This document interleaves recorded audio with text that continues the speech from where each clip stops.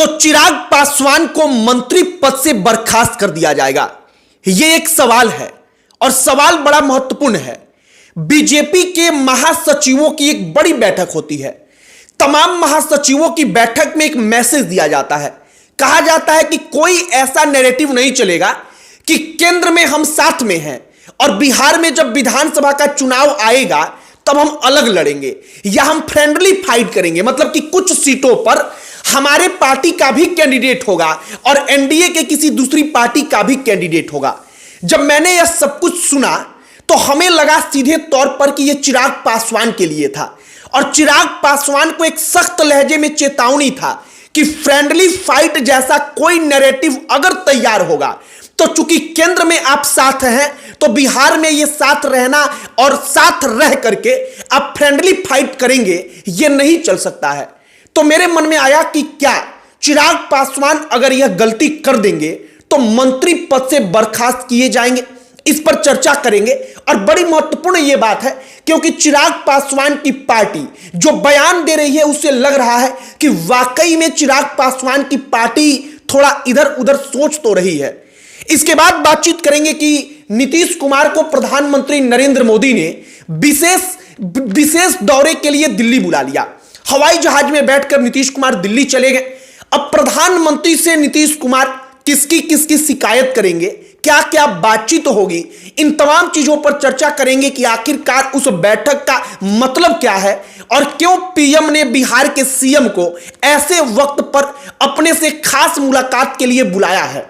इसके बारे में भी चर्चा करेंगे और इसके बाद बातचीत करेंगे बक्सर से महाकुंभ नाव पर बैठकर जाने वाले लोगों की। 7 लोग, एक व्यक्ति उत्तर प्रदेश के बलिया का और 6 व्यक्ति बिहार के बक्सर के और 7 लोगों के साथ नाव लेकर वो निकलते हैं और बक्सर से पहुंच जाते हैं प्रयागराज। वहां पर जाकर संगम में डुबकी लगाते हैं और कहते हैं कि चारों तरफ से रास्ता जाम था तो हमने गंगा नदी में नाव लेकर के ही प्रयागराज पहुंचने का निर्णय ले लिया। इसके बारे में भी बताएंगे, लेकिन आगे बातचीत करने से पहले हमारा नमस्कार स्वीकार करिए। हमारा नाम मोहित कुमार सिंह है। सबसे पहले चिराग पासवान और जो भारतीय जनता पार्टी के महासचिवों की बैठक हुई इसके बारे में आपको बता देते हैं। दरअसल शनिवार का वो दिन था जब भाजपा के तमाम महासचिवों की बैठक हुई। एक बड़ी बैठक थी। बैठक का मतलब कहा गया इसीलिए था क्योंकि एक भारतीय जनता पार्टी किस फेज पर चुनाव लड़ेगी, भारतीय जनता पार्टी कैसा नैरेटिव बनाएगी, इन तमाम चीजों को लेकर स्पष्ट आदेश दे दिया जाए। उसमें कहा गया कि अगर फ्रेंडली फाइट जैसा कोई भी नैरेटिव बनाएगा तो यह स्वीकार नहीं होगा। अगर केंद्र में आप और हम साथ हैं, जो दल केंद्र में साथ हैं वो बिहार में भी साथ रहेंगे और अगर वो यहां पर जो नैरेटिव सेट होगा कि हम अलग लड़ेंगे, हम एक फ्रेंडली फाइट के जरिए, मान लीजिए कि जेडीयू का उम्मीदवार उतरा है वहीं से चिराग पासवान की पार्टी का भी एक उम्मीदवार दे दिया गया तो यह फ्रेंडली फाइट नहीं चलेगा। इन तमाम चीजों का मतलब यही है कि अगर चिराग पासवान ने इस बार 2020 की तरह गलती की, फ्रेंडली फाइट जैसा कोई नैरेटिव सेट करने का प्रयास किया तो यह उनके लिए बुरा होगा। उनके लिए मतलब कि केंद्र में जो मंत्री का पद है वो मंत्री का पद जेडीयू तब सीधे तौर पर कहेगी कि उनसे बर्खास्त करिए, उनको हटाइए। और इसीलिए हमने सोचा कि जरा इस पर चर्चा कर ली जाए। भारतीय जनता पार्टी कोई गलती करना नहीं चाहती है। गलती नहीं करना चाहती है का मतलब कि नीतीश कुमार को किसी भी कीमत पर नाराज होने देना नहीं चाहती, लेकिन चिराग पासवान की पार्टी के वाइस प्रेसिडेंट टीवी पर जाकर के डिबेट के दौरान कह देते हैं कि चुनाव के बाद एनडीए के विधायक दल की बैठक में निर्णय होगा कि सीएम कौन बनेगा। और कहा जा रहा है कि इन तमाम चीजों को लेकर महासचिवों की बैठक में इसको ध्यान में रखकर विशेष तौर पर चिराग पासवान के लिए निर्देश दिया गया कि फ्रेंडली फाइट जैसी कोई स्थिति नहीं रह सकती, यह नैरेटिव बिल्कुल नहीं चलेगा। और इसका मतलब कि अगर ऐसा कुछ हुआ, अगर ऐसा कुछ किया गया तो फिर आगे अंजाम भुगतने के लिए चिराग पासवान तैयार रहेंगे। और अंजाम भुगतने का मतलब कि केंद्र में जो मंत्री का पद मिला है वो मंत्री का पद शायद हाथ से फिसल जाए, हाथ से चला जाए। फिलहाल भारतीय जनता पार्टी एकदम तैयार है। नीतीश कुमार के नाम का वो लोग जप कर रहे हैं बीजेपी के नेता और जाप करके कह रहे हैं कि नीतीश थे, नीतीश हैं और 25 के चुनाव के बाद भी नीतीश ही रहेंगे। लेकिन चिराग पासवान की पार्टी की आंखों में वो खटक रहा और बीजेपी अब सख्त लहजे में इनडायरेक्टली तौर पर चेता रही है, चेतावनी दे रही है। अब आइए इस मुद्दे पर कि नीतीश कुमार को नरेंद्र मोदी ने क्यों बुलाया, नीतीश कुमार वहां पर क्यों गए।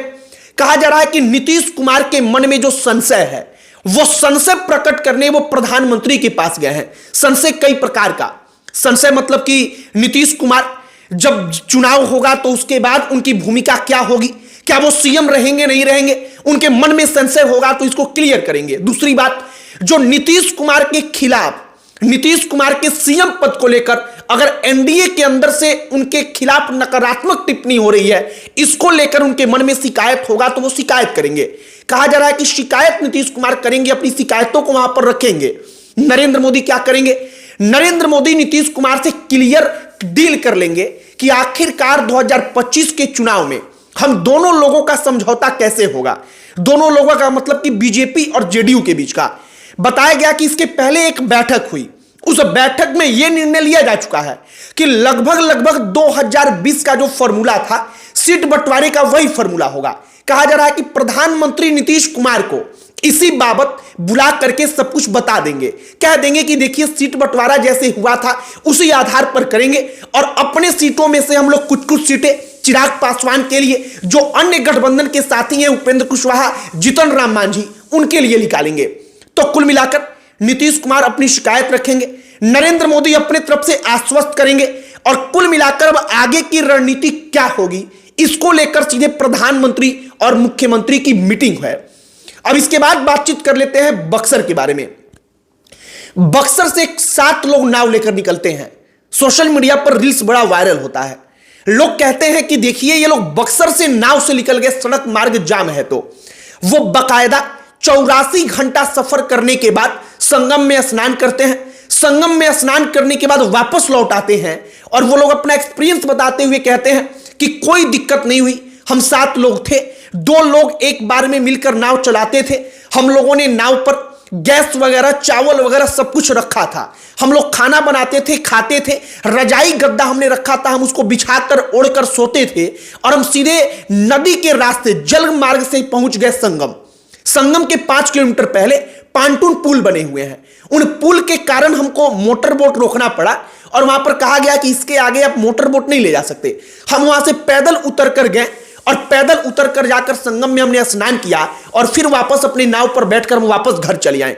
हालांकि एक बात ध्यान रखिएगा कि जो लोग नाव में बैठकर गए वो पेशेवर मल्लाह हैं, मतलब वो मल्लाह हैं, वो नदी में ही रहने का काम करते हैं, उनको इसका अनुभव है कि नदी में कैसे रहना है, नदी के पानी में कैसे जीवन यापन करना है।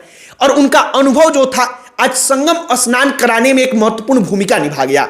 बाकी एक अनूठा प्रयोग था कि हम जल मार्ग से जाकर प्रयागराज में स्नान कर लें क्योंकि सड़क मार्ग पूरा जाम है।